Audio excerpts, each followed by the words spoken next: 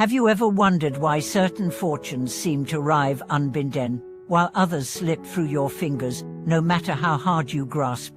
Do you feel that success and setback dance to an unseen tune, one you cannot quite master? Welcome back to the channel.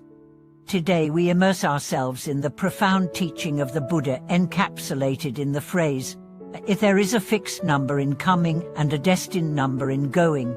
We will journey together beyond simple notions of fate or luck and discover how this wisdom illuminates the hidden mechanics of cause and effect, guiding us to shape our own destiny through mindful living. At first glance, the idea that every gain and loss follows a predestined pattern can feel disempowering, as if our lives are mere strings pulled by an invisible hand. Yet the Buddha's insight is not a cold decree, but a compassionate diagnosis of reality's interwoven tapestry.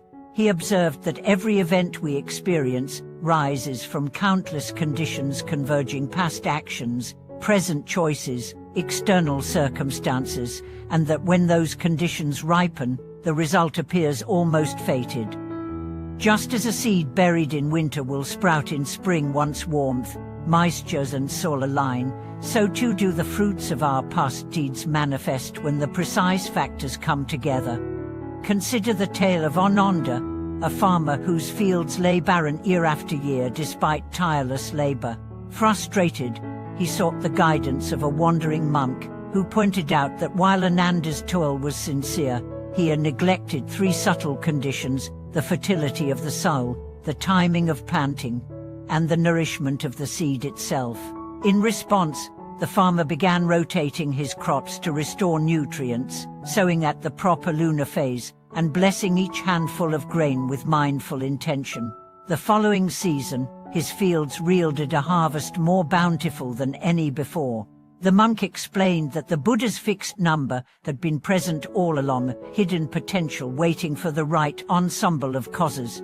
By aligning his actions with those conditions, Ananda did not override fate but cooperated with it, allowing the destined harvest to emerge.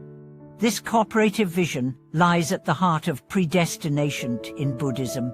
It does not negate personal effort, rather, it shows us how effort becomes effective only when it harmonizes with conditions. When we chant sutras, make offerings, or cultivate virtues, we are not beseeching a capricious fate, but planting seeds in the vast field of karmic potential. Each pure intention, each act of kindness, enriches the soil of our being, subtly altering the web of causes, so that future circumstances bend toward flourishing. Yet gains and losses also reflect the flip side of this teaching. Just as supportive conditions can bring success, unskillful actions and neglect inevitably yield suffering. A business built on deception may thrive briefly, but the hidden cracks, broken trust, unethical shortcuts will widen until collapse becomes unavoidable.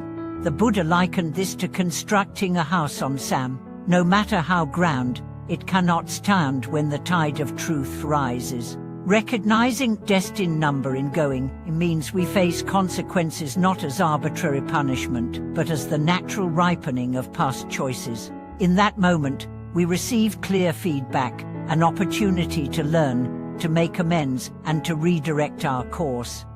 In practical life, this wisdom invites two complementary attitudes. First, cultivate diligent responsibility. Know that your present actions truly matter, because they plant the seeds of future experiences. Speak with honesty, act with compassion, and invest in practices meditation, ethical discipline, generosity that nourish wholesome conditions. Second, practice wise acceptance. When setbacks occur, receive them without self-recrimination or despair. Understand that you are witnessing the harvest of earlier seeds. Instead of resisting the reality of loss, investigate what conditions created it, learn the lesson, and resolve to sow anew with greater clarity. Modern science offers a striking parallel in the field of systems thinking. Ecologists speak of threshold effects, where an ecosystem remains stable until subtle changes accumulate and then shift abruptly into a new state. Economists describe a tipping point when financial markets turn on the weight of many small transactions. These phenomena mirror the Buddhist view that causality is complex and non-linear. A single drop of rain does not flood a valley, yet countless raindrops over time fill reservoirs and carve canyons. Our lives, like these systems, depend on myriad factors, some visible, many hidden, and it is only through mindful attention that we perceive how our choices weave into the greater whole. To bring this teaching alive, imagine your daily routine as a garden. Each thought is a seed, each word and deed is water, sunlight, or fertilizer. When you speak harshly, you water the weed of resentment. When you practice patience, you nourish a blossoming of peace. Over time, the garden's temperament emerges not overnight, but through the steady tending of moment-to-moment attention. If you find bitterness sprouting, do not curse the soil. Instead, uproot the root thoughts, sow seeds of loving kindness, and watch the landscape transform. In the coming discussion, we will delve into personal accounts of individuals who learned to read the predestined signs in their own life, the entrepreneur who capitalized on market shifts by heeding intuitive counsel rather than clinging to ego, the caregiver who discovered that self-compassion was the missing condition for truly helping others, the artist who overcame creative blocks by simply changing daily habits and environment. Their stories will reveal how attuning to conditions both within and around us unlocks doors we never knew existed. As our exploration draws to a close, reflect on these two guiding questions once more. Are your gains and losses predetermined? Yes, and also open to your influence. By understanding the interplay of causes and conditions, you become neither a passive victim of fate nor a reckless architect. You become a skillful gardener of destiny, planting with purpose, harvesting with gratitude, and ever ready to sow anew. Thank you for watching this video.